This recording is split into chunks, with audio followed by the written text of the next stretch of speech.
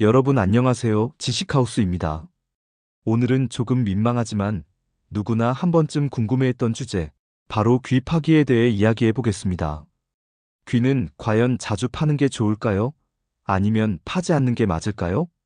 그리고 아시아인과 유럽인의 귓밥이 다르다는 사실 알고 계셨나요?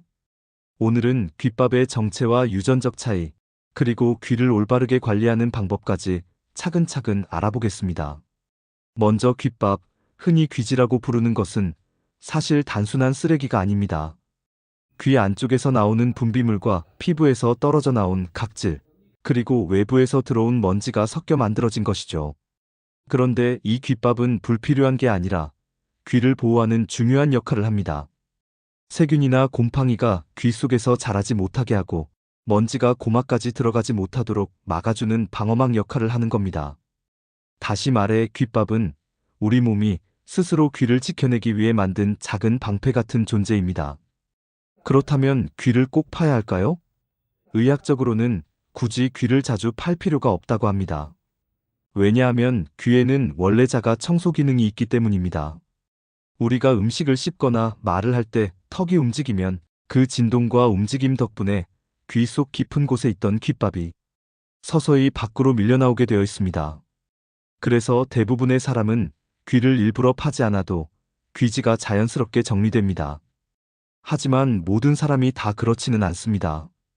어떤 사람들은 귓밥이 잘 나오지 않고 귀가 막히는 경우가 있습니다.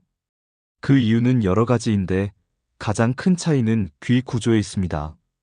귓구멍이 좁거나 굴곡이 많은 사람은 귓밥이 저절로 잘 나오지 못하고 쌓여버리죠. 또 보청기를 사용하는 경우에는 귀 안이 막히면서 귓밥이 원래의 길을 따라 나오지 못해 쉽게 쌓일 수 있습니다. 피부 질환이 있는 사람은 분비물이 많아져 귀지가 많이 생기기도 하고 무심코 면봉으로 자꾸 귀를 파면 귓밥을 더 깊숙이 밀어넣어 오히려 막히는 결과를 만들기도 합니다. 그러면 귀지가 건조한 사람과 습한 사람의 차이는 어디서 오는 걸까요? 이것은 유전자의 차이 때문입니다.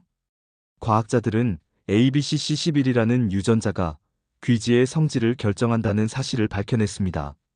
아시아인 대부분은 건조하고 부드러운 귓밥을 가지고 있고 유럽이나 아프리카계 사람들은 습하고 끈적이는 귀지를 가지고 있습니다.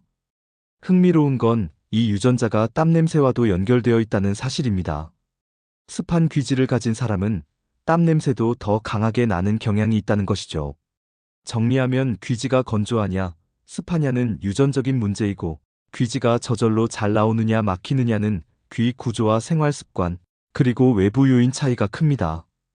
그러니 귀지가 막히는 건 단순히 운이 나쁘다기보다 귀 모양과 생활 환경이 영향을 주는 겁니다. 그렇다면 실제로 귀를 팔 때 샤워 후에 물기가 있을 때 파는 게 나을까요? 아니면 마른 상태에서 파는 게 좋을까요? 많은 사람들이 샤워 후에는 귀지가 부드러워져서 파기 쉽다고 느낍니다. 실제로 물을 머금으면 귓밥이 더 말랑해지니까 쉽게 닦이는 느낌이 들죠. 하지만 여기에는 함정이 있습니다. 귀에 물기가 남아있으면 세균이나 곰팡이가 번식하기 좋은 환경이 되기 때문에 오히려 감염을 일으킬 위험이 커집니다. 그렇다고 마른 상태에서 깊이 후비면 귓밥이 잘 떨어지지 않아 피부를 긁고 상처를 내기 쉽습니다. 그래서 전문가들은 사실 어느 쪽이든 파는 행위 자체를 권장하지 않습니다. 귓밥은 원래 저절로 밖으로 나오게 되어 있으니 억지로 후비기보다는 귀 바깥쪽만 가볍게 닦아주는 것이 가장 안전합니다. 꼭 파야 한다면 면봉을 깊숙이 넣지 말고 눈에 보이는 바깥쪽만 살살 정리하는 정도로 하는 게 좋습니다.